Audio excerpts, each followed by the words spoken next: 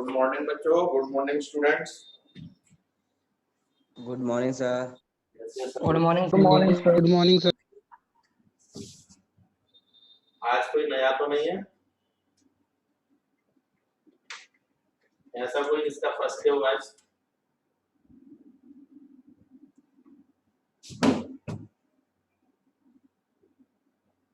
नहीं है कोई? ठीक है सर मेरा है फर्स्ट डे आज। फर्स्ट डे मालूम था ना, तो तभी तुम पूछ रहे थे, आपने रिप्लाई क्यों नहीं किया? चलिए तो थोड़ा हाँ, कोई बात नहीं है, बिल्कुल थोड़ा सा निकला हुआ है। अभी हम जहाँ से पढ़ाएंगे आपको वहां से समझ में आ जाएगा, ठीक है। और आपको 2 लेक्चर जूलॉजी के पहुंचे हैं क्या, जो निकले हुए हैं 2 लेक्चर? हाँ सर, हाँ भेज दिए। ठीक है, तो वो दोनों आप देख लेना। आप देख लिए होंगे, सुन लिए देखे क्या नाइट में? हाँ सर देखे थे। तो समझ में आ गया होगा सब? हाँ सर, इसमें ऐसा कोई प्रॉब्लम नहीं हुआ सर, सही है। तो सिंपल है, कोई भी चीज जब भी हाँ समझ में नहीं आती तभी आपको पूछना है, ठीक है। और हर चीज को क्लियर करते हुए हमको आगे बढ़ना है, यही हमारे सिलेक्शन का राज है। जो कंसेप्ट हमारे क्लियर होंगे, सारे टॉपिक क्लियर होंगे, हम सिलेक्ट हो जाएंगे, ठीक है। और धीरे धीरे हमको कोशिश करनी है अंग्रेजी की तरफ डाइवर्ट होने की। क्यों करनी है आप सब लोग जानते होंगे। जितनी शुद्ध हिंदी अभी हम पढ़ रहे हैं, पढ़ा रहे हैं, उतनी प्योर हिंदी हिंदी मीडियम में भी नहीं आती। आपको पता होगा ना, पेपर उठा के देखना आप लास्ट 10 ईयर के, देखिए किसी ने आप में से पेपर, किसी ने भी देखना जरूर है ना। तो थोड़ा सा हमको हल्का सा इंग्लिश की तरफ ट्विस्ट होना पड़ेगा, टर्न होना पड़ेगा। चलो नेक्स्ट हेडिंग है बेटा, देह बॉडी, देह नियोजन, जिसको आप बॉडी कैप्टी बोलते हैं। तो नेक्स्ट हेडिंग देह नियोजन, ये पढ़ना है। देह नियोजन यानी बॉडी कैविटी।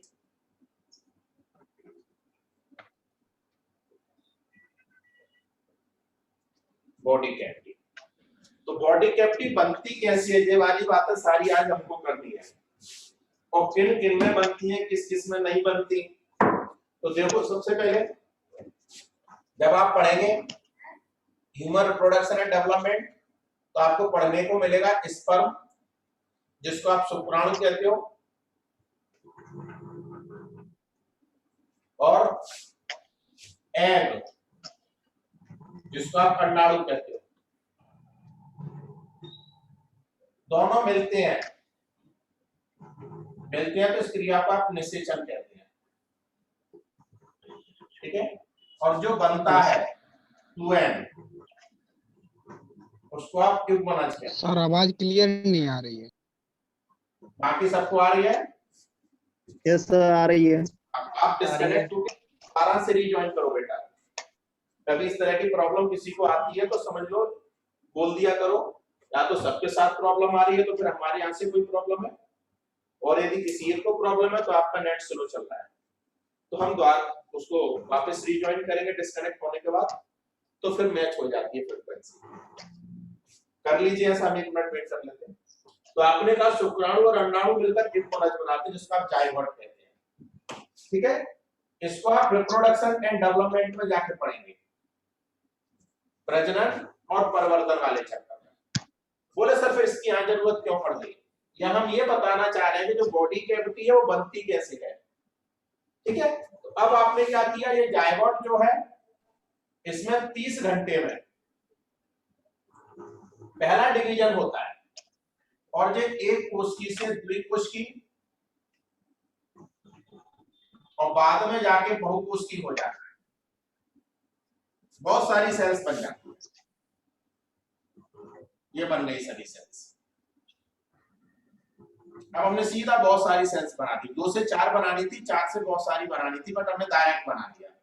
क्योंकि इसको डिटेल में तो अपन पढ़ेंगे कहां, परिवर्तन में, डेवलपमेंट में। तो कैसे 1 से 2 बनी, 2 से 4 बनी, 4 से 8 बनी, वो तो बाद में आएगा, बट यहाँ पे अपने को इनकी जरूरत है। समझ में आ रही है ना बात आपको? अब क्या हुआ, अब इसमें से कुछ सेल्स इन सेल्स को हम ब्लास्टोमियर्स बोलते हैं, ब्लास्टोमियर्स।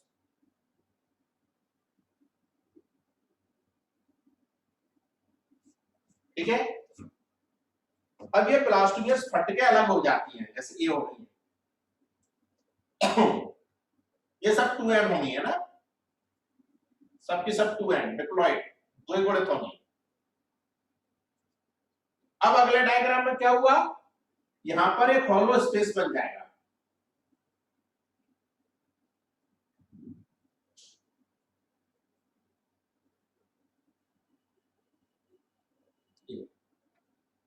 ये आगे चल के बॉडी कैविटी बनाएगा,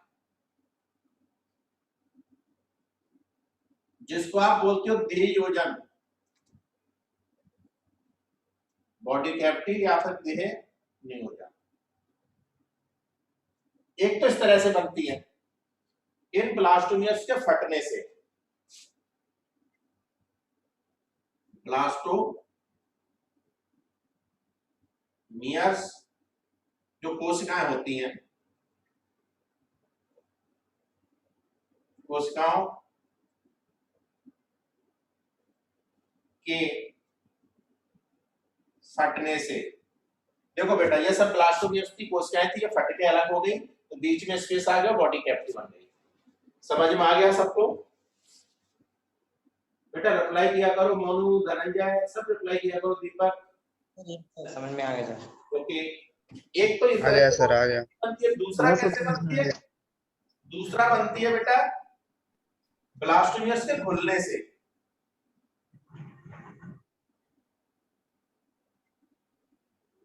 ब्लास्टोमियर्स के घुलने से ये बन गई। अब जैसे ब्लास्टोमियर्स है, अब बीच में से घुल जाएंगी, डिजॉल्व हो जाएंगी, तो जैसे ये सेल्स है,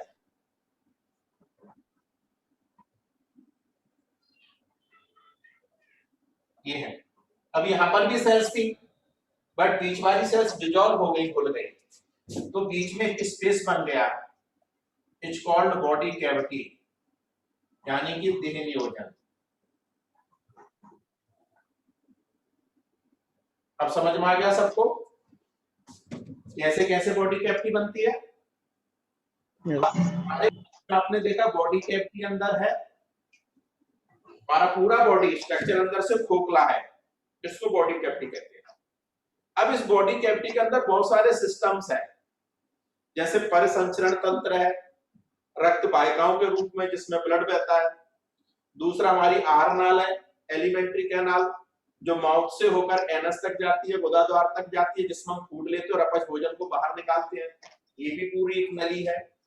श्वसन तंत्र है हमारा पूरा नली के रूप में, प्रजनन तंत्र है हमारा पूरा नली के रूप में, उत्सर्जन तंत्र है हमारा पूरा नली के रूप में। इस तरह से यदि बॉडी कैविटी है और बॉडी कैविटी के अंदर यदि कोई सिस्टम है, तो इसको हम बोल देते हैं नली के भीतर नली, tube with in tube arrangement. समझ में आ गया बेटा सबको? यस। चलो इसको बना लो, फिर अपन पढ़ते हैं। पहले बना लीजिए। आ गया सर, समझ में आ गया। बना लीजिए इसको। ऐसा बना रहा है। तो दो तरह से बनती है बॉडी कैविटी, एक तो कोशिकाओं के फटने से और कोशिकाओं के घुलने से। तो अभी आगे आएंगे ये वर्ड।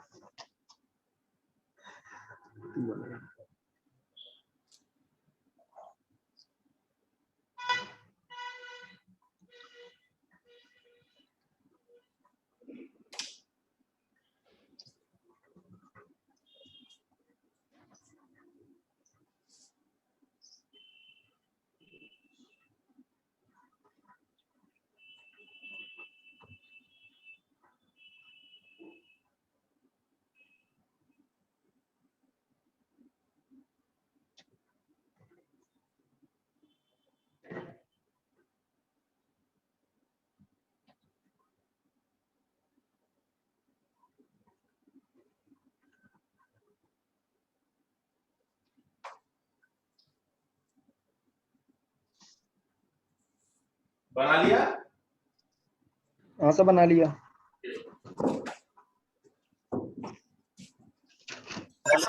अब लिखिए इसमें, एक हुआ देखिए, देह गुहा की संरचना के आधार पर जंतुओं को 3 भागों में बांटा गया है।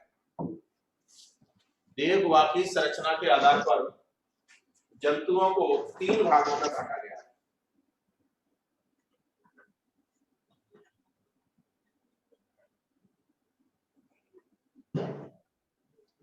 पहला लिखो बेटा, ब्लाइंड सैक, अंधकोश, लिखा हुआ आपके मॉड्यूल्स में, वैसे लिखने की जरूरत नहीं है, केवल हेडिंग डाल लो और मॉड्यूल से पढ़ना।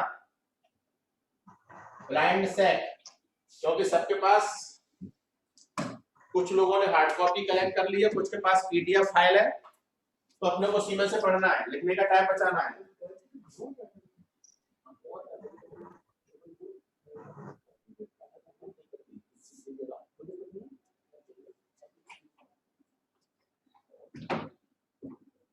ठीक है बेटा, तो देखो अब आप अपने मॉड्यूल्स में आ जाइए। देखो सबके पास पीडीएफ हमने सेंड करवा दी है ग्रुप पर, और कुछ लोगों ने हार्ड कॉपी भी कलेक्ट कर ली है।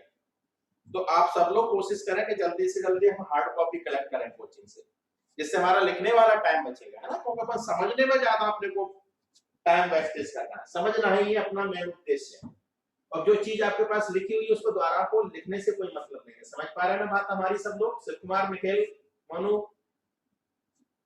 Yes sir. चलो बेटा देखो, हाँ सर। तो ब्लाइंड सैक पढ़िए जरा। देह गुहा हाँ सर। या आहारनाल में केवल एक द्वार होता है जो मुख या फिर एनएस के रूप में कार्य करता है। एनएस वो छिद्र होता है जहां से अपच भोजन बाहर आता है। हिंदी आपके पास लिखी हुई है। अतः अपूर्ण पाचन तंत्र होता है जो कि वर्म्स में पाया जाता है। वर्म्स का मतलब क्या होता है? जब आप क्लासिफिकेशन पढ़ेंगे, तो क्लासिफिकेशन पढ़ोगे आप पूरा, तो आपको फाइलम्स देखने को मिलेंगे। आप जंतु जगत का फाइलम पढ़ते हो कि नहीं पढ़ते? पहले पॉलीफेरा पढ़ते हो, ठीक है, जिसमें सेलुलर ग्रेड होती है, सेल्स मिलकर बनाती हैं। फिर आप सीलेंट्रेटा पढ़ते हो, सीलेंट्रेटा। फिर आप टीनोफोरा पढ़ते हो, ये सीक्वेंस है इनकी। फिर आप चप्टेक्रमी बोलते हो, जिसको प्लेटीहेल्मिन्थीज बोलते हो, प्लेटीहेल्मिन्थीज। ये लिखने नहीं है, केवल देखने, आगे लिखेंगे इनको। और 5th नंबर का होता है एस्केल्मिन्थीज, एस्केल्मिन्थीज। ये सीक्वेंस से याद रखने पड़ेंगे हमको। तो जिस तरह की अभी हम पढ़ रहे थे ब्लाइंड सेट वाली, तो ब्लाइंड सेट वाली बेटा किसमें मिलेगी? इन दो में मिलेगी, 4थे और 5वें नंबर के फाइलम में, जिसको आप संघ कहते हो, इन दोनों में मिलेगी। ठीक है, तो ये रिबन लाइक होते हैं, फीते जैसे, और ये चप्टेक्रमी होते हैं।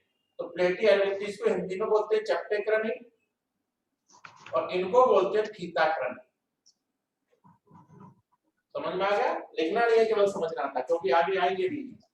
तो चप्टेक्रमी, इनकी जो आरनाल होती है अपूर्ण होती है, क्योंकि जैसे हमारी आरनाल पूरी पूर्ण है, माउथ से लेकर एनस तक गई है, और बीच में बहुत सारे ऑर्गन्स हैं।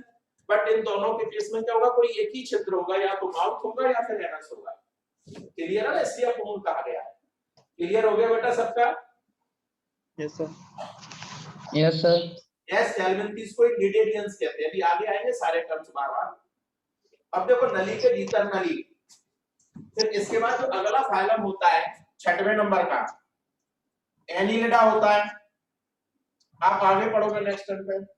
एनिलिडा के बाद फिर आर्थ्रोपोडा होता है, फिर मोलस्का होता है, फिर इकाइनोडर्मेटा होता है,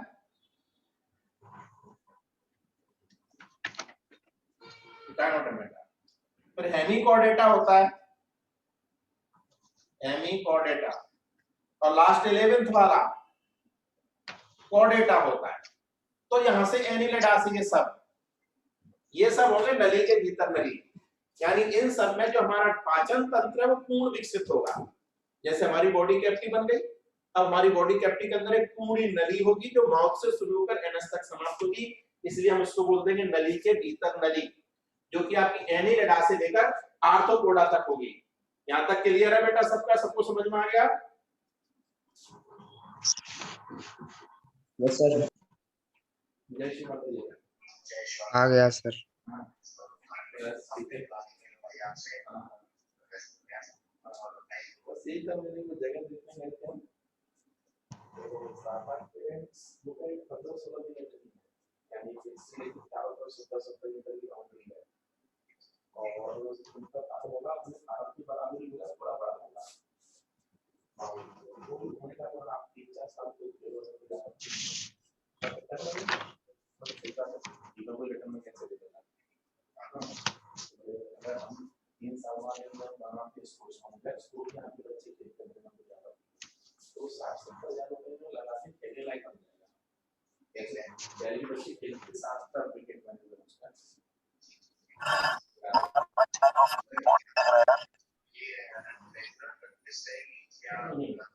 सबके ना 3 मैच का 2 मैच तो हमने फिक्स कर लिया, 2 मैच तो हम आपस में लगा लेंगे, एक टीम हो रहा है या फिर एसएससी जिससे भी मैच हुआ था जैसे कल आधे पैसे को खर्च करेंगे 70,000 35,000 अपने को खर्च करेंगे, तो अपन 5-6 पेरेंट्स हो गए तो सबसे 5-5,000 अपन कलेक्शन करना है पेरेंट्स का और उसमें उसमें क्या है कि बस वो लोग एकेडमी के लिए फ्री नहीं है, बोले आपके बच्चे डेली खेला ना कोई आता कि वो सुबह से शाम तक खेला कोई दिक्कत नहीं, आप टूर्नामेंट कराओ मैच कराओ टूर्नामेंट्स जो पैसा है तो उसको नंबर लगाइए बोले उनको ही बोलते हैं बट हमारी मोटर चलेगी पानी की सब लाइट कर लगा आधा तो जाएगा एक ग्राउंड में तो रहेगा 7-8 हज़ार उसका खर्चा आएगा जो हम पूरा मेंटेन करेगा तो 10,000 का महीने आप निकाल दिया करना तो उसको दे दिया करना शुरू में उसको खेलने लायक बना लो उसमें लगा देना आपको कमाओ टूर्नामेंट से बैंकों से अपने बच्चों के अगर फिर पर मैच अपना फीस नहीं दिया करें तो देंगे तो 50 रुपए दिया करेंगे 200 जो पर मैच सीखने में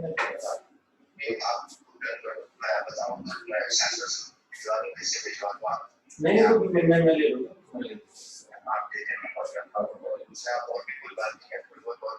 हाँ वो तो बात में जरूरत पड़ेगी अब अगर नहीं अपन जो ग्राउंड चाह रहे हैं तो मिल गया आपको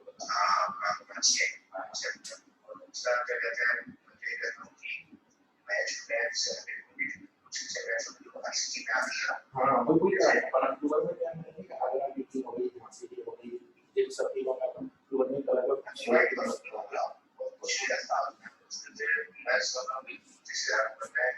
अरे नहीं लॉट के 50,000 रुपए में से नहीं जो पूरे अपन वहाँ ग्राउंड में लगा सकते हैं अच्छे बचेंगे गारंटी से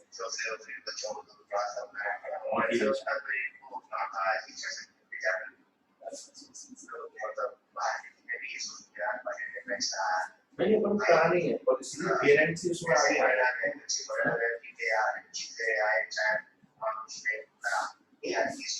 हाँ मिलना चाहिए सही बात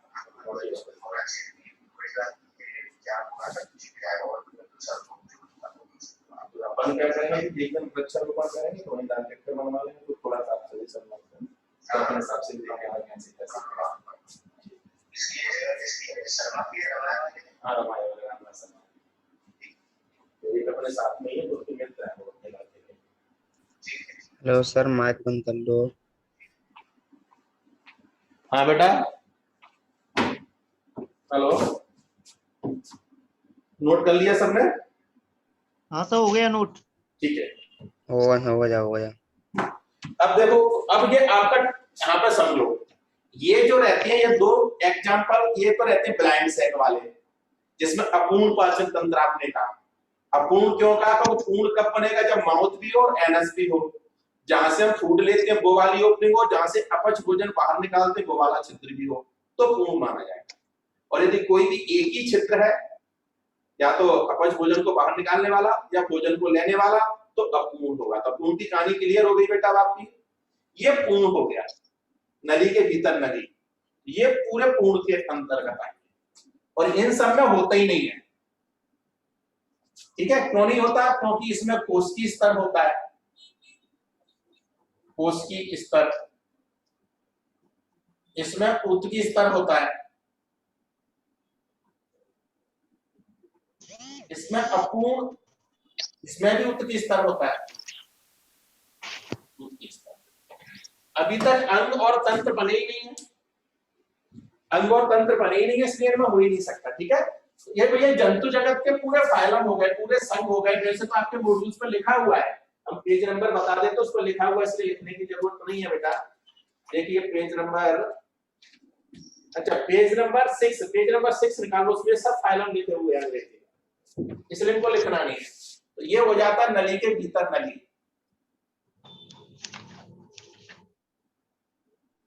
नली के भीतर नली। और ये पूरा हमारा हो गया जगत जंतु,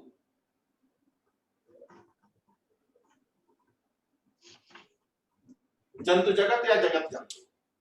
ठीक है बेटा, समझ में आ गया सबको? अब पढ़िए, देहगुहा में दो द्वार होते हैं, एक मुख के रूप में होता है, दूसरा एनएस के रूप में कार्य करता है। अतः पूर्ण पाचन तंत्र तब बनता है जब दोनों छिद्र होते हैं। शरीर दो नलिकाओं का बना होता है, एक हमारी अंदर बॉडी कैविटी जिसको आप देहगुहा बोलते हो, और दूसरा उस देहगुहा में उपस्थित तंत्र। जैसे अभी आपने एक पाचन तंत्र का एग्जांपल लिया, ऐसे श्वसन तंत्र भी होता है, ऐसे ही आपका परिसंचरण तंत्र जिसमें ब्लड बहता है वो भी होता है, ऐसे हमारा प्रजनन तंत्र की भी नलियां होती हैं, ऐसे हमारे उत्सर्जित तंत्र की भी नलियां होती हैं। बेटा क्लियर हो गया यहां तक सबका?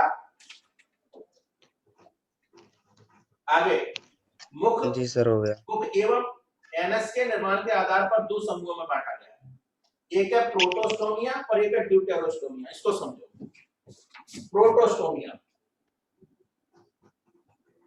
प्रोटोस्टोमिया, एक दूसरा है ड्यूटेरोस्टोमिया।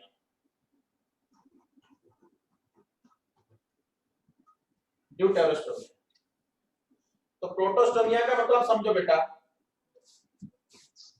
एक छिद्र बनता है, वो आप परिवर्धन में ही पढ़ेंगे, क्लासिफिकेशन के बाद परिवर्धन चालू होगा उसमें पढ़ेंगे।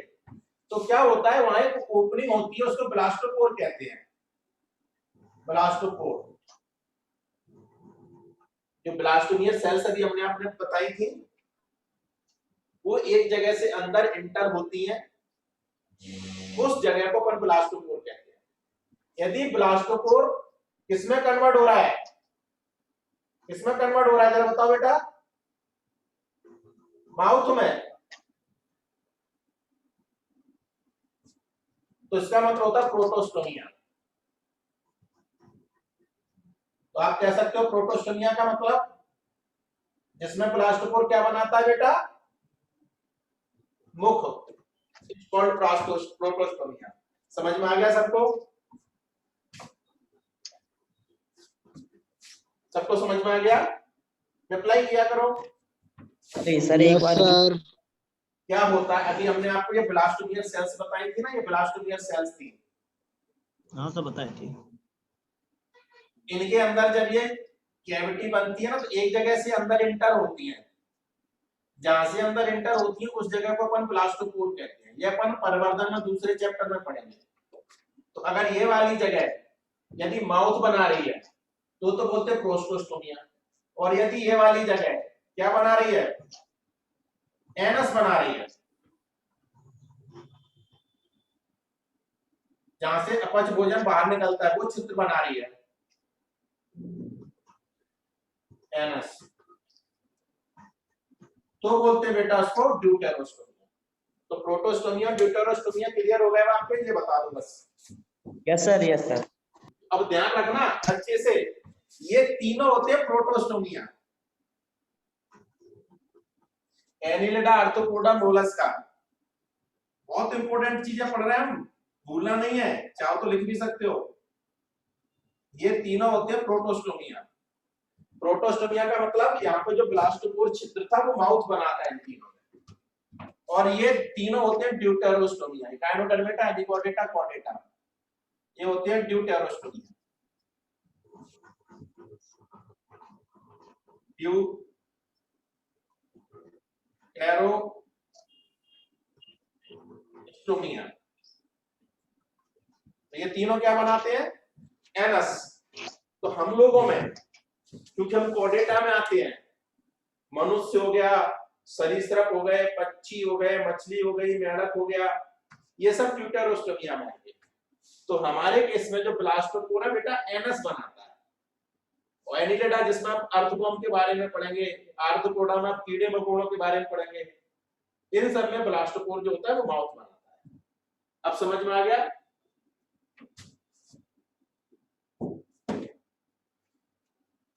क्लियर है बेटा? जल्दी से बताइए।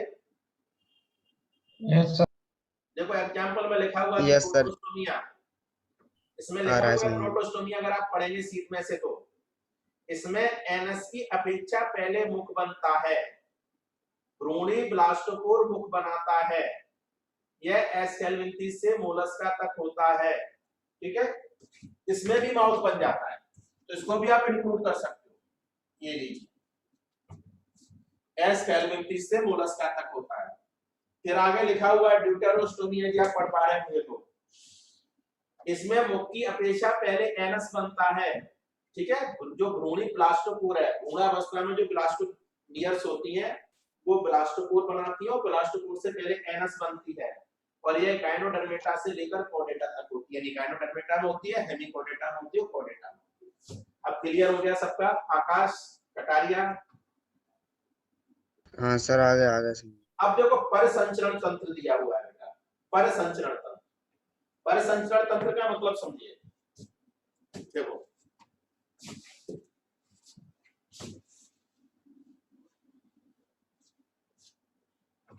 देखो एक तो होता ओपन टाइप सर्कुलेटरी सिस्टम, यानी खुला परिसंचरण,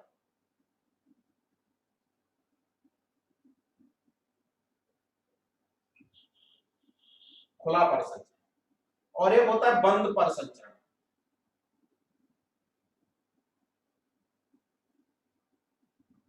ठीक है, खुला परिसंचरण का मतलब होता है जैसे ये बॉडी कैविटी है, देहवाग,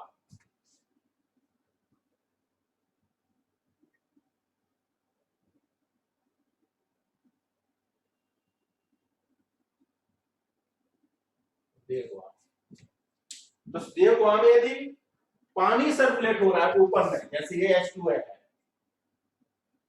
या फिर ब्लड है, ठीक है, तो यदि पानी सर्कुलेट हो रहा है ओपन स्पेस में तो इसे water open type circulatory system बोलेंगे।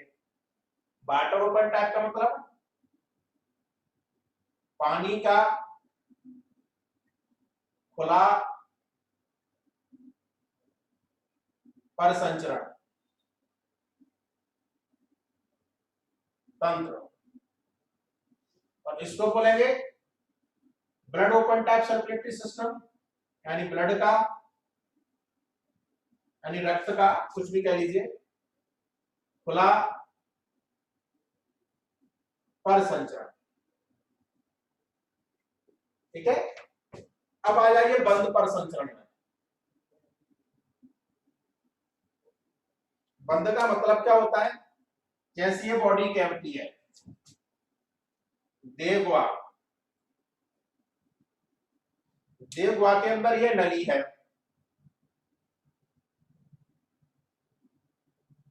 ये नली, यदि इसमें पानी सर्कुलेट हो रहा है या फिर इसमें ये ब्लड सर्कुलेट हो रहा है, तो देखो नली के भीतर नली आ गई तो बंद परिसंचरण हो गया, इसको कहेंगे पानी का बंद परिसंचरण तंत्र।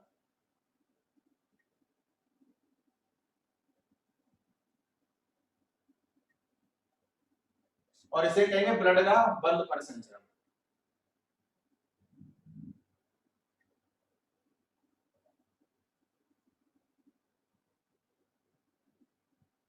अब इनका उदाहरण देखने हमको कौन कौन से में क्या क्या होता है, तो वो उदाहरण लिख लेंगे।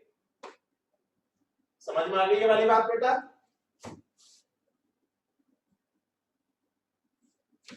जब बंद परिसंचरण और खुला परिसंचरण सबको समझ में आ गया, पहले तो बताइए। Yes sir. यदि देहगुहा के ओपन भाग में, देहगुहा के खुले भाग में कोई चीज संचरित हो रही है तो वो हो गया खुला परिसंचरण।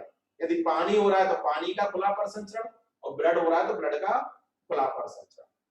यदि देहगुहा के अंदर कोई नली है, जैसे हमारी देहगुहा है और देहगुहा के अंदर हमारे अंदर ब्लड वेसल्स रहती है, रक्त वाहिकाएं रहती हैं, और उन रक्त वाहिकाओं के अंदर यदि ब्लड सर्कुलेट हो रहा है, ब्लड बह रहा है, तो वो हो गया बेटा ब्लड का बंद परिसंचरण।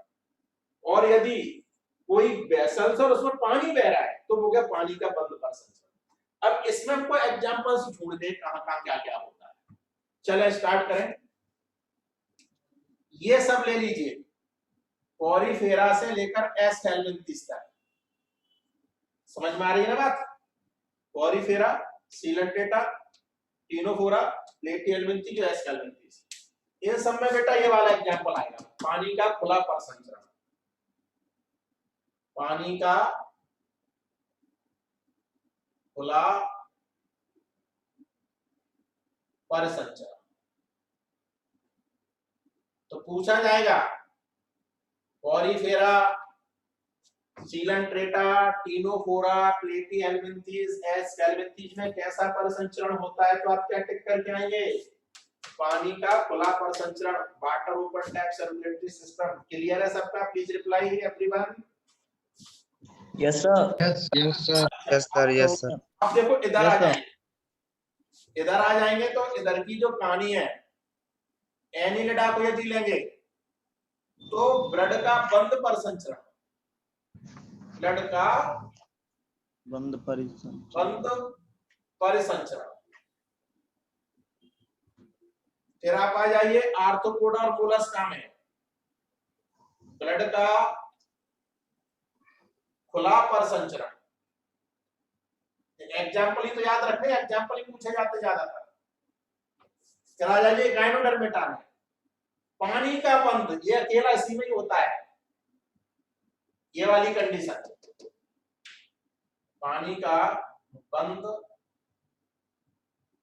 परिसंचरण। और आ जाइए हेमिकोडेटा में, तो हेमिकोडेटा में भी होता है ब्लड का खुला परिसंचरण, ब्लड का खुला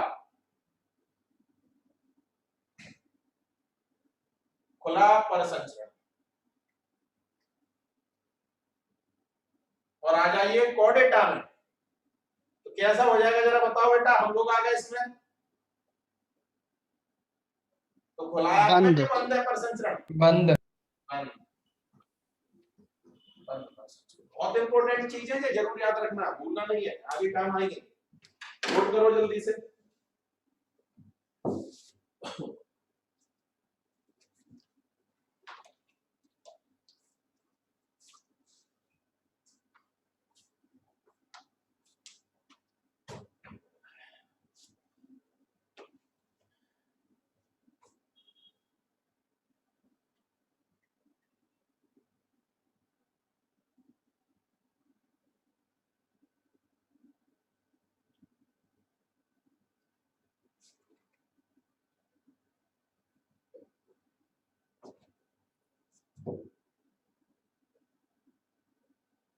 हो गया?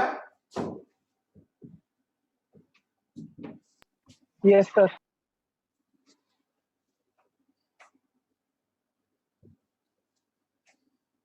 तो खुला परिसंचरण क्या होता है, बंद परिसंचरण क्या होता है, ये हमारा क्लियर हो गया। क्या क्या किसमें होता है ये जरूर याद रखना। चलो आगे, अब आप अपने मॉड्यूल से पढ़ना है आपको। परिसंचरण तंत्र, यह एक तंत्र है जो शरीर में रक्त के नियमित प्रवाह में भाग लेता है, शरीर में ब्लड के बहाव में या पानी के बहाव में नियमित भाग लेता है। और ये क्यों होता है आपको पता है, इसी के द्वारा हमारे शरीर में पानी, जो निम्न स्तर के जीव है, सरल जीव है, उनमें पानी में घुलकर ऑक्सीजन और फूड अंदर पहुंचता है।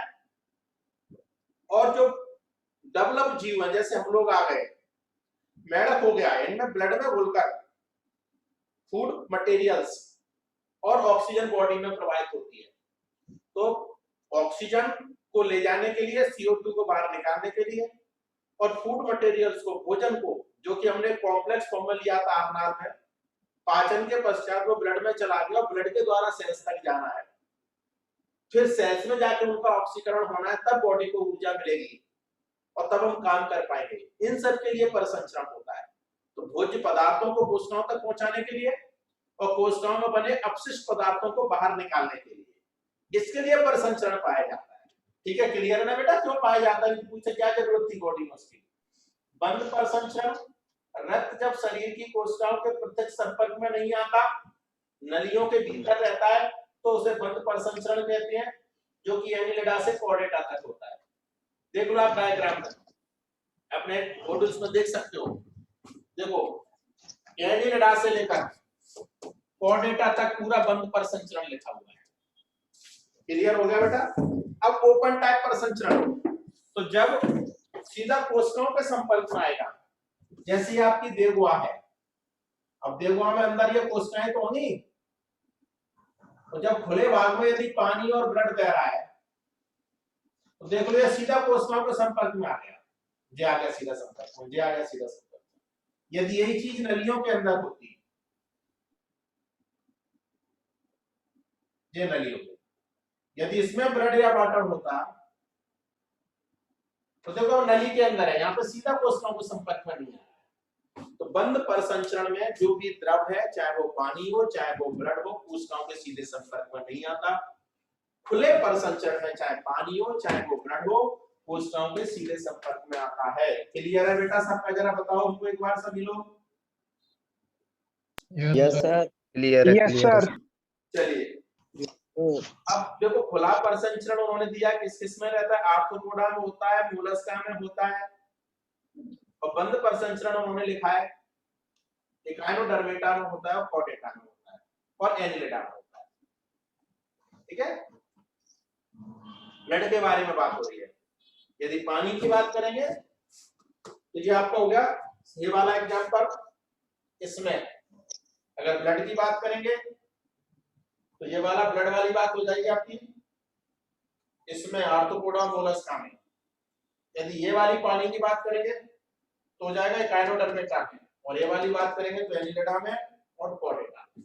क्लियर है एग्जांपल सबके? Yes sir.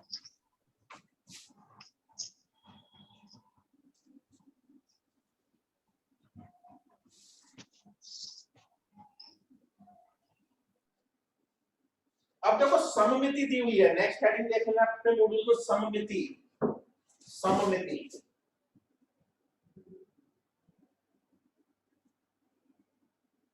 सममिति को अंग्रेजी में सिमेट्री कहते हैं, सिमेट्रिकल या सिमेट्री। देखिए सबसे पहले ये तो हमने सब बहुकोश की यूकैरियोटिक लिए हैं। जब पहले दिन आपका स्टार्ट किया था बहुकोश की यूकैरियोटिक, जो आपके पोरीफेरा से लेकर कॉर्डेटा तक होते हैं। लेकिन आप लोग ध्यान करो, हमने आपको बताया था एक कोश की यूकैरियोटिक, और एक कोश की यूकैरियोटिक के लिए हमने ध्यान करिए फाइलम, जिसको आप संघ कहते हो हिंदी में। प्रोटोजोआ था, याद है ना आपको? Yes sir. और हमने कहा था जो एक सेल वाला होता है, एक कोशिकीय यूकैरियोटिक, एक कोशिकीय। अब एक ही सेल है बेटा, एक ही सेल है, तो इसमें जनरली जो भी फंक्शन होते हैं वो सेल्स के द्वारा होते हैं। हमेशा कोई भी फंक्शन हो, हमेशा सेलुलर ग्रेड बोलते हैं, सेल्स के द्वारा होने वाले कार्य कहते हैं। जैसे पाचन है वो भी सेल्स के द्वारा हो रहा है, हमारी आर्नाल की सेल्स काम कर रही हैं। रेस्पिरेशन में लंग्स की एल्वेओलाई काम कर रही है, किडनी में किडनी की नेफ्रॉन सेल्स काम कर रही है। हमेशा किसी भी ऑर्गन की आप बात करोगे तो उस ऑर्गन में उपस्थित सेल्स का फंक्शन होता है, कोशिकाओं का फंक्शन। सर लेकिन जो प्रोटोजोआ है वो एक सेल वाला है। अब एक सेल वाला है तो इसमें जो भी काम होगा, या एनपी और ये सीपी। एनपी को बोलते हैं केंद्रक द्रव, न्यूक्लियोप्लाज्म, केंद्रक द्रव न्यूक्लियोप्लाज्म, और साइटोप्लाज्म को बोलते हैं सीपी, कोशिका द्रव। कोशिका द्रव है ना। अब क्या हुआ, इन दोनों को मिलाकर, केंद्रक द्रव और कोशिका द्रव दोनों को मिलाकर आपने पढ़ा होगा जीव द्रव बोलते हैं ना, जीव द्रव अंग्रेजी में प्रोटोप्लाज्म। तो प्रोटोप्लाज्म किस किस से मिलकर बना? एनपी यानी न्यूक्लियोप्लाज्म,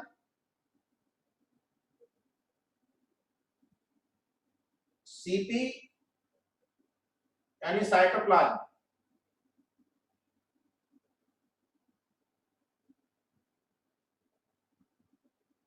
साइटोप्लाज्म। तो इनके द्वारा होने वाला कार्य होगा जीव द्रव के द्वारा होने वाला कार्य। और जीव द्रव्य को कभी भी हम दो बराबर भागों में नहीं बांट सकते, इसलिए हमारा जो प्रोटोजोआ होता है, प्रोटोजोआ, उसमें बेटा पाई जाती असममिति। लिख लो, प्रोटोजोआ में क्या होती है? असममिति। असममिति का मतलब एसिमेट्रिकल, एसिमेट्रिकल होता है। ठीक है बेटा, तो प्रोटोजोआ कैसा होगा? हो एसिमेट्रिकल। गया सर, हो गया सर। लिख लीजिए जल्दी से इसको। हेलो सर, हेलो हाँ, सर। ये बोल रहे हैं यूकैरियोटिक और प्रोकैरियोटिक मतलब अंतर क्या होता है ना? प्रोकैरियोटिक का मतलब होता है जिसमें केंद्रक नहीं होता। ठीक है सर, ठीक। जिसमें केंद्रक होता है वो यूकैरियोटिक होती है। फिर उसके बाद भी यदि केंद्रक नहीं है तो अदर कोश की अंग, जैसे माइटोकॉन्ड्रिया है, गोल्गी बॉडी है, लाइसोसोम है, प्लांट है तो प्लास्टिड है, ये सब भी नहीं होंगे प्रोकैरियोटिक के पास, यूकैरियोटिक के पास। अब समझ में आ गया? ठीक है सर, आ गया, आ गया। तो प्रोटोजोआ की कहानी क्लियर हो गई।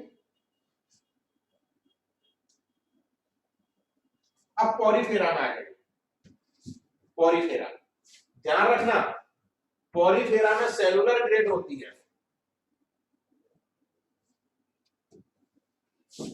कोश की संरचना इसमें सेलुलर ग्रेड होती है। कोश की संरचना भी हमने लिखा था, और जिसमें कोश की संरचना होती है वो असममिति वाला भी हो सकता है या फिर सममिति वाला भी हो सकता है। तो ध्यान रखना, पॉरीफेरा एसिमेट्रिकल भी हो सकता है या सिमेट्रिकल भी हो सकता है। अंग्रेजी में सममिति को बोलते हैं एसिमेट्रिकल, और सममिति को बोलते हैं, ये हटा दो, सिमेट्रिकल।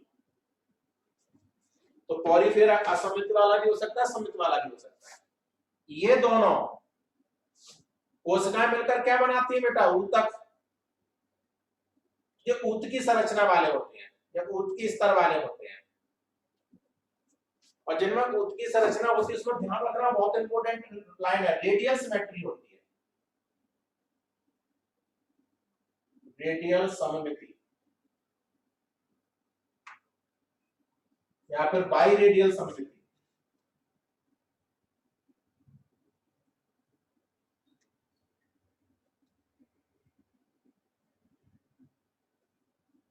रेडियल सममिति या बाई रेडियल सममिति, इसका मतलब समझो रेडियल का, जैसे ये सर्कल है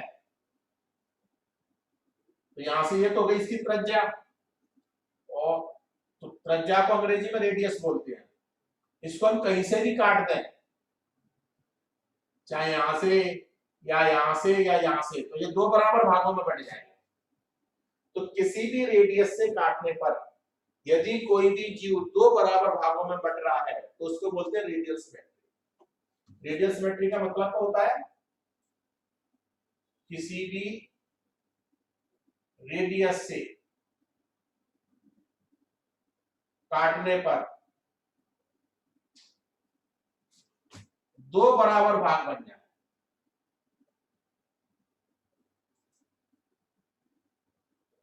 समझ में आ गया? बन रहे हैं ना दो बराबर भाग, चाहे तो यहां से ले लीजिए आप, चाहे यहां से ले लीजिए, यहां से ले लीजिए, कहीं से भी ले लीजिए।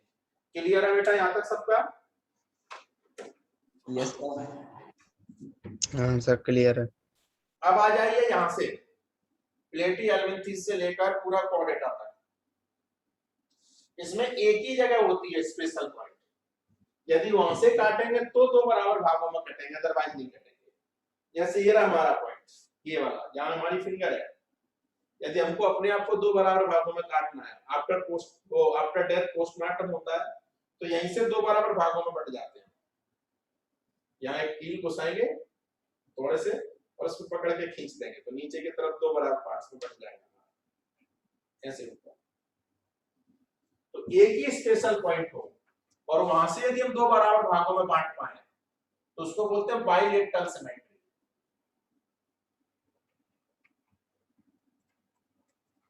सिमेट्रिकल या सिमेट्री, बाइलेटरल लेटरल सिमेट्री एक ही विशिष्ट पॉइंट से जगह से काटने पर दो बराबर भाग बनते हैं। एक ही स्पेशल पॉइंट है ये, यहां से काटेंगे तो दो बराबर भागों में बटेंगे। Equal to bilateral symmetry. Bilateral symmetry आपकी हो जाएगी क्लेटी हेल्मिंथी से कोडेटा तक। रेडियल या बाइलेटरल सिमेट्री हो गया आपकी सिलेंडेटा टिनोफोरा में। ये सिमेट्रिकल होगा प्रोटोजोआ जो एक सेल वाला यूकार्टिक था, और कोरिफेरा में कुछ भी हो सकती है, सिमेट्री भी हो सकती है, सिमेट्रिकल भी हो सकता है। अब सममिति के आधार पर आप लोग पढ़ लीजिए जरा इसको पूरा पॉइंट आराम से पढ़ो, सब समझ में आ जाएगा सममिति का मतलब। करिए रीड, फिर आगे चलते हैं जनन स्तर तक।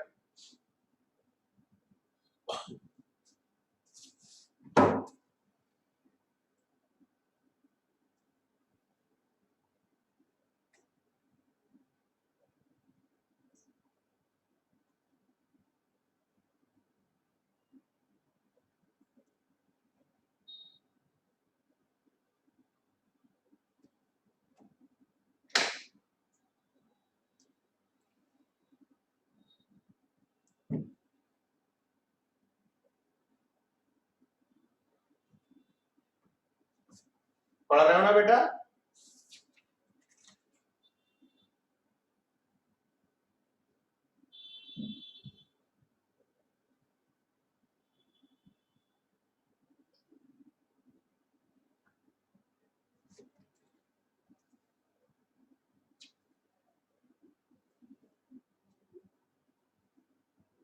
रीड कर लिया सबने?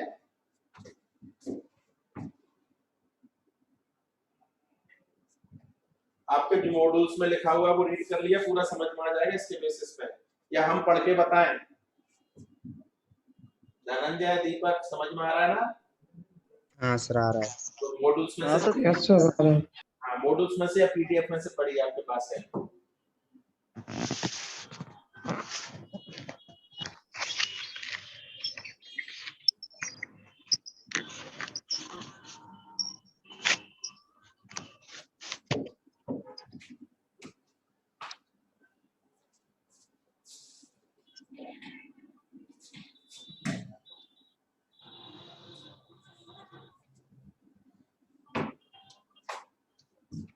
इरेज करें इसको, मिटा दें? Yes sir.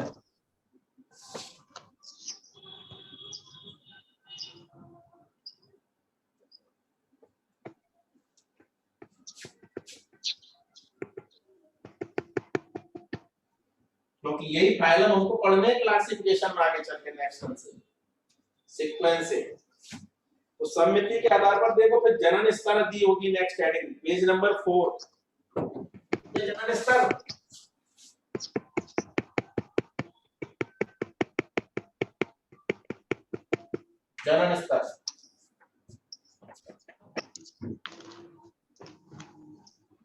इनको हम जर्मिनल लेयर बोलते हैं अंग्रेजी में,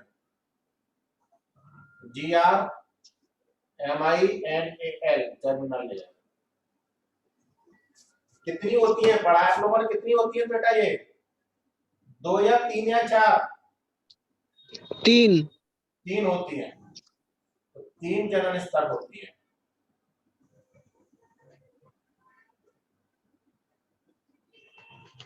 जो कि भ्रूणावस्था में बनती है।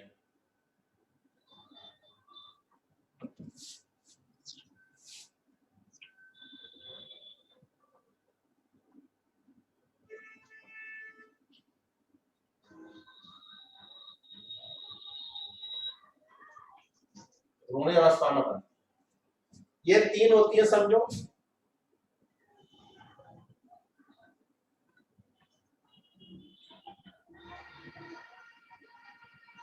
ऐसे 3 बना दीजिए। हालांकि ऐसे नहीं होती, अलग टाइप से बनती है। कैसे बनती है वो पढ़ेंगे हम हमारे सिलेबस में, बट अभी आप ऐसे बना लीजिए। सबसे बाहर वाली होती है एक्टोडर्म।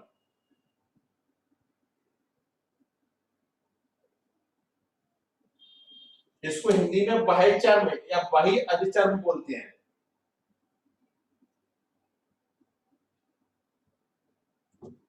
ओके, फिर होती है बेटा एंडोडर्म, अंदर वाली।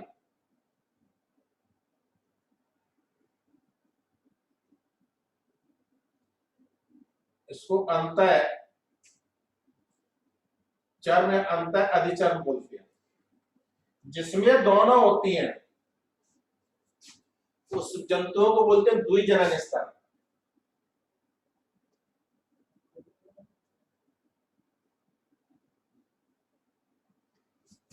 टर्म है बेटा इसके लिए डिप्लोब्लास्टिक।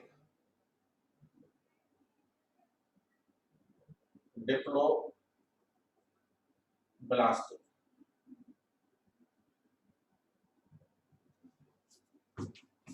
डिप्लोब्लास्टिक का मतलब समझ में आ गया?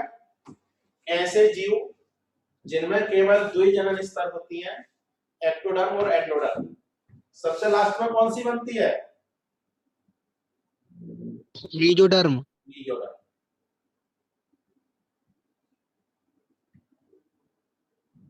होती बीच वाली है बट बनती सबसे लास्ट में। तो पहले कौन सी बनती है?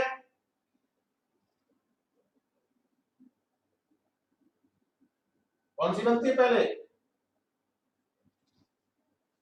एंडोडर्म। एंडोडर्म, ध्यान रखना।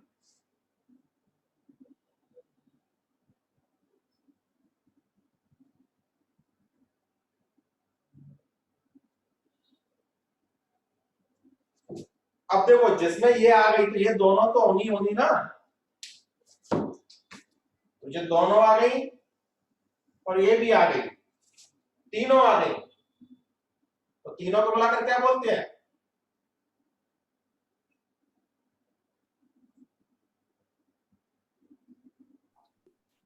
त्रिजनन स्तरीय, अंग्रेजी में बोलते हैं ट्रिप्लोब्लास्टिक।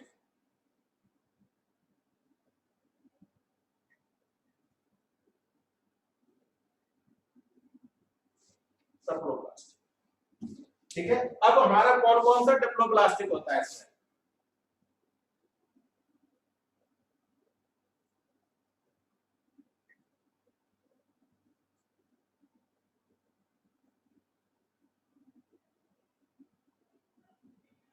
कौन डिप्लोब्लास्टिक है जरा बताओ बेटा? द्विजनन स्तर केवल किस किस में बन पाती है? पॉरीफेरा में, सीलेंट्रेटा में और टीनोफोरा में। समझ में आ रहा है ना सबको? Yes sir. तो जिसमें कोश की स्तर और ऊत की स्तर था वो सब द्विजनन स्तरीय होती है, और प्लेटी हेलमिंथेस से लेकर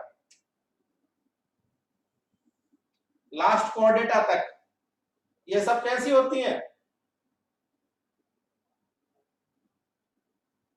त्रिजनन स्तरीय। और अंग्रेजी में क्या बोलता है त्रिजनन स्तरीय को? ट्रिप्लोब्लास्टिक।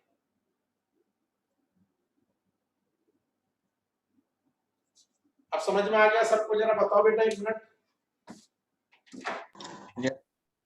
अब आप यस सर। यस आ गया, सर। आ गया। तो अब जरा आ गया। पढ़ो जनन स्तरीय पूरा अच्छे से पढ़िए।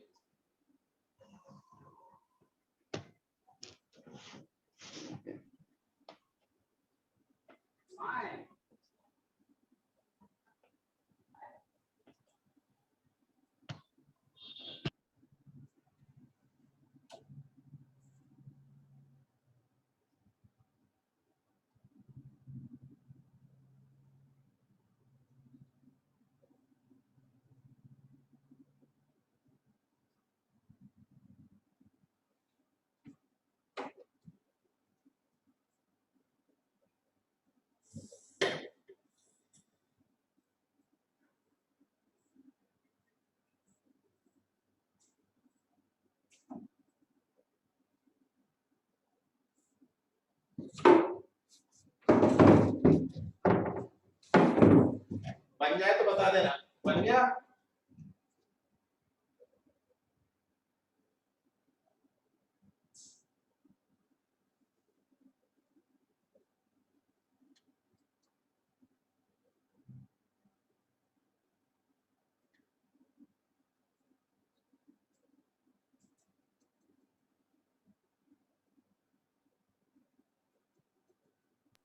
बन गया सर। ओके,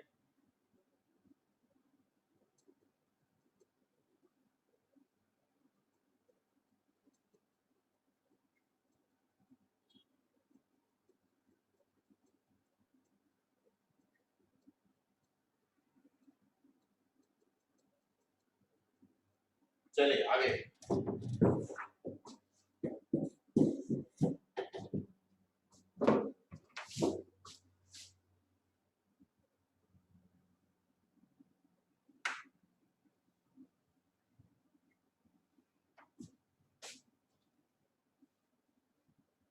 इन सब के एग्जाम्पल याद रखें, धीरे धीरे भूलने नहीं है हमको, आगे बहुत सारे पॉइंट्स क्लासिफिकेशन यहीं से आएंगे।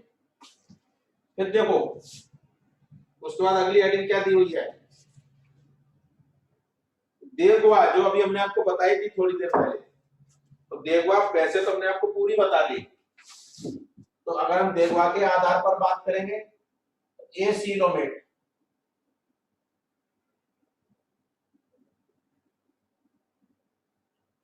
एसीलोमेट का मतलब होता है देवगवा अनुपस्थित।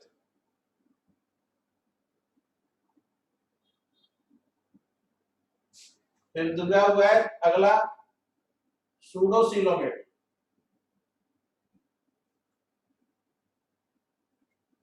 सूडोसीलोमेट लिखा है मॉड्यूल्स में।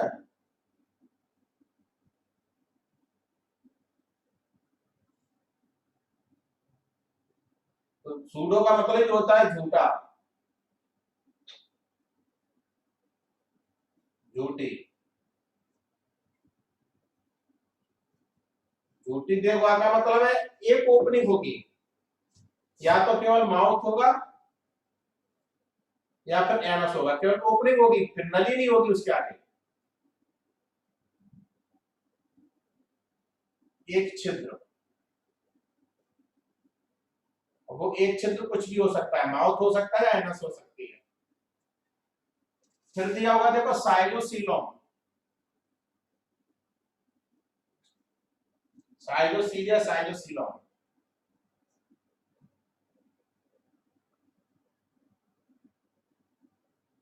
तो अभी हमने आपको डायग्राम बनाया था, याद आ रहा है आपको डायग्राम? हमने कही थी जहां ब्लास्टोमियस फटके अलग होती हैं और फिर देवगवा बनती है, ये बनवाया हमने डायग्राम थोड़ी देर पहले। प्रोटोस्टोमिया,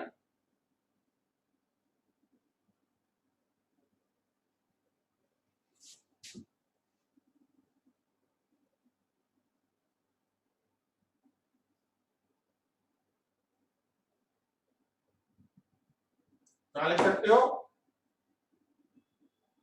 ब्लास्टोमियर्स के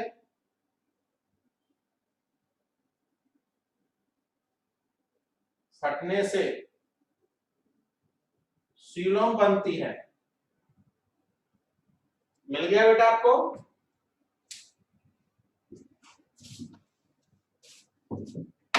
हिंदी में विपाटन लिखा हुआ है, विपाटन।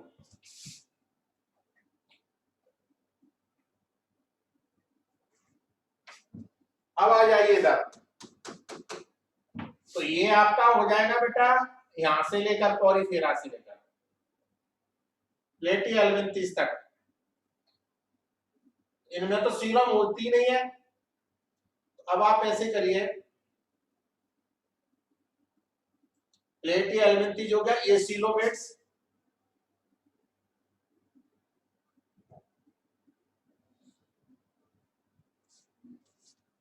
क्योंकि ये तो कोष की स्तर है ना, तो इसमें कहां से बनेगी सीलम,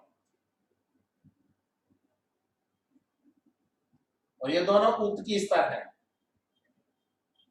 इनमें भी नहीं बनेगी सीलोम। तो उनमें बनेगी जिनमें अंग होंगे, तंत्र होंगे, तो ये सीलोमेटा। इसमें क्या लिखोगे जरा बताओ,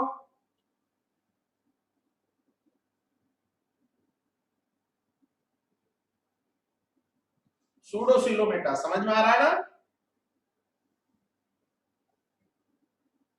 और ये तीनों कैसे हो जाएंगे,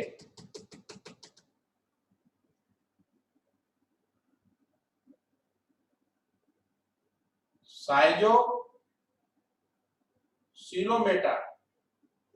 समझ में आ गया बेटा? यहां तक जरा बताओ हमको सभी लोग।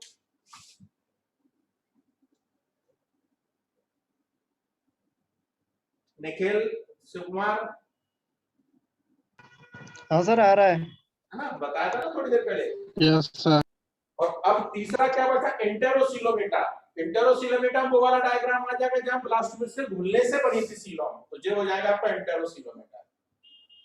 अभी बनाते इसका भी डायग्राम।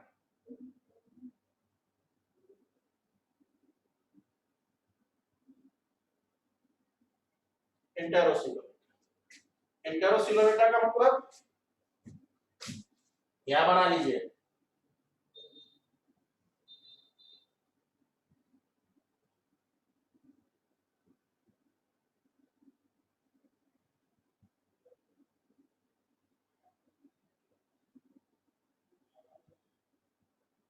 जब ब्लास्टोमियर्स घुल जाए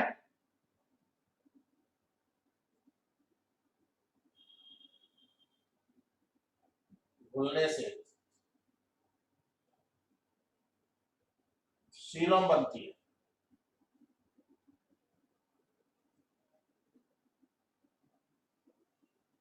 ये बन गई,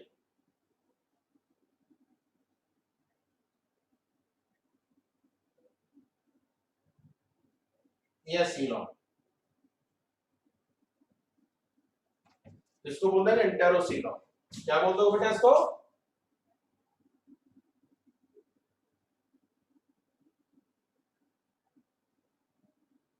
इंटेरोसीलोम। तो इसलिए इकाइन कार्बेट एबिकोडेटा कोडेटा में इंटेरोसीलोम।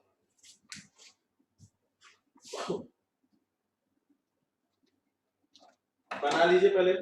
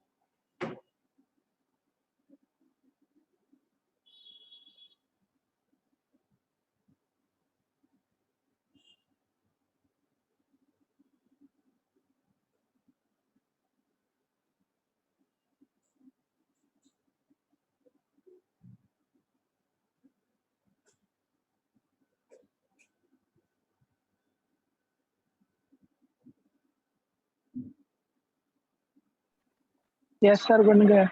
ओके, समझ में आ गया? हाँ सर आ गया। अब यस जब सर। पढ़ लेना जरा, है ना, पूरा पढ़ लीजिए। Page number 4, page number 5 read कर लीजिए इसको।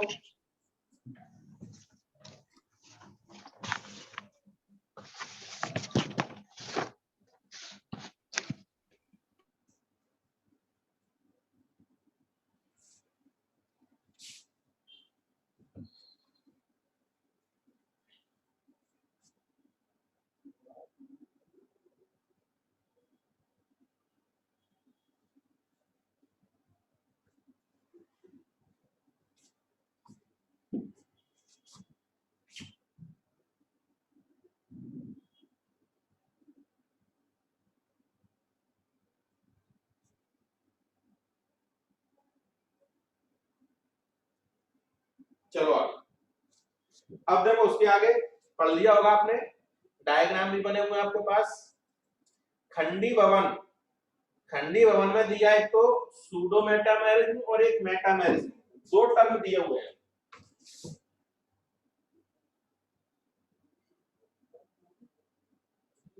मेटामेरिज्म और एक दिया सूडो।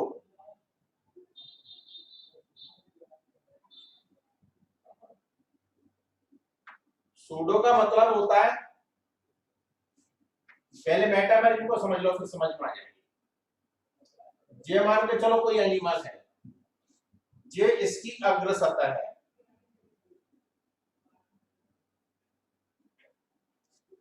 जे इसकी पश्च सतह है, जे इसकी ऊपर वाली सतह है जिसको पृष्ठ बोलते हैं,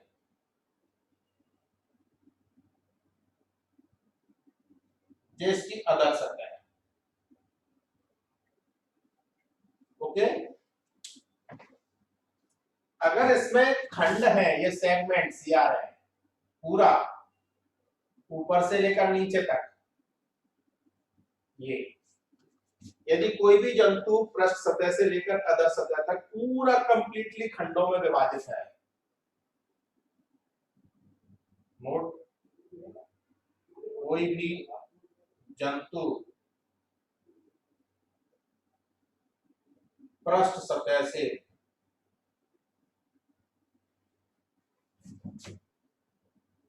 अधर सतह तक खंडों में विभक्त है,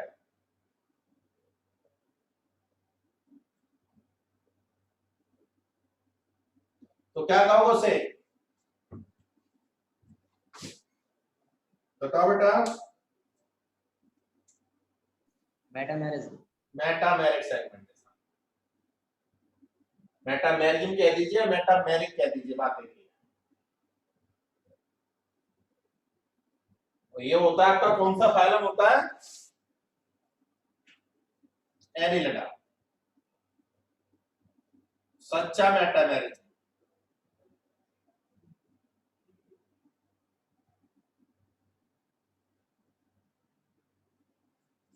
ठीक है, फॉल्स मेटामेरिज्म इसके क्लास में होता है,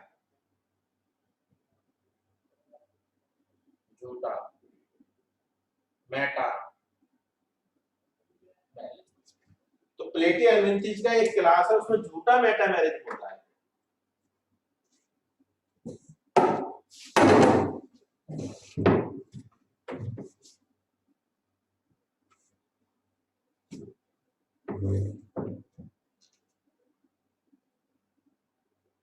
ठीक है,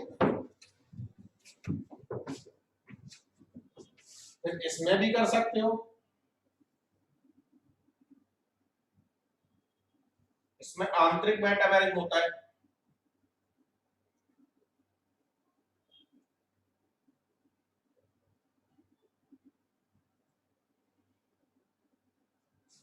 बना लीजिए,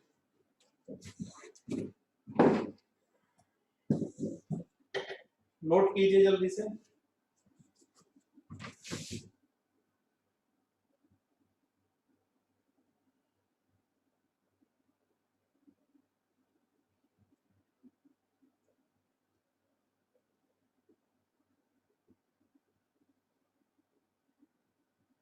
सतह तक विभाजित ना हो,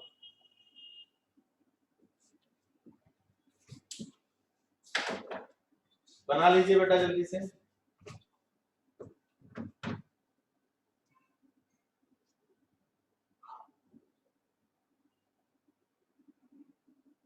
सर कोऑर्डिनेट आगे क्या लिखा? आंतरिक मेटामेरिज्म, देखो आपका एनिलिडा और आर्थ्रोपोडा होता है एक्सटर्नल मेटामेरिज्म, जो शरीर रहता है ऊपर से बटा हुआ दिखाई देता है। आपने देखा है उसमें गिजाई बोलते हैं जिसको, आप देखो उसके सेगमेंट्स अलग रहते हैं, अर्थबॉम्ब के अलग रहते हैं, बट हमारे केस में इंटरनल सेगमेंटेशन होता है। तो हमारी बॉडी जो अंदर से खंडित होती है और एनिलिडा आर्थ्रोपोडा की बॉडी बाहर से खंडित होती है। अब क्लियर है ना? Yes sir. बट होगा सच्चा,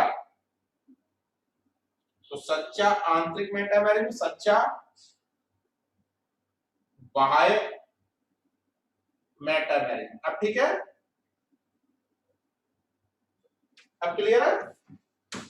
तो सच्चा बाह्य मेटामेरिज्म और सच्चा, यस सर। तो अब यहां तक रीड कर लीजिए, नोटोकॉड तक आ जाइए आप पूरा मॉड्यूल्स रीड करते हुए। अब इसके आगे हम नेक्स्ट टर्न पर पढ़ेंगे, यहां तक नोट करिए और नोट करने के बाद उसको रीड कीजिए 2 मिनट में। 2 मिनट बाद आपकी क्लास एंड हो जाएगी। इसके आगे का अपन नेक्स्ट टर्न पर लेंगे। तो पेज नंबर 5 तक हमारा कंप्लीट हो गया। नोटोकॉड के बारे में हम नेक्स्ट टर्न पर बताएंगे। क्लियर है सबको?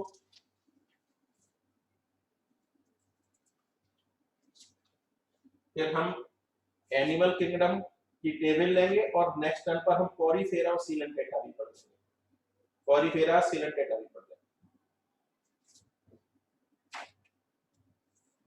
Thank you very much. Note करके रीड कीजिए। समझ में तो आ गया ना पूरा? Yes sir.